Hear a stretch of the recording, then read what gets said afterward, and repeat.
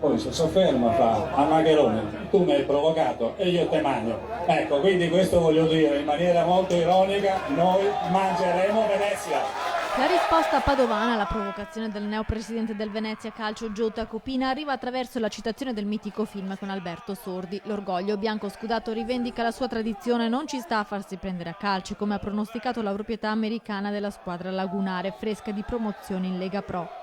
La società biancoscudata la settimana scorsa ha presentato la squadra alla Pianin Festa, un momento condiviso con i tifosi, ben lontano dai festeggiamenti in pompa magna organizzati da Tacopina. Il presidente del Venezia in quest'ora ha voluto chiudere la polemica con i padovani, si è detto stupito dal clamore che hanno suscitato le sue parole, che per poco non hanno creato una crisi diplomatica tra le amministrazioni di Palazzo Moroni e Caffarsetti. In America è solo un modo di dire, una frase abituale. La prossima volta starò più attento ad usare i vocaboli italiani, ha detto Tacopina.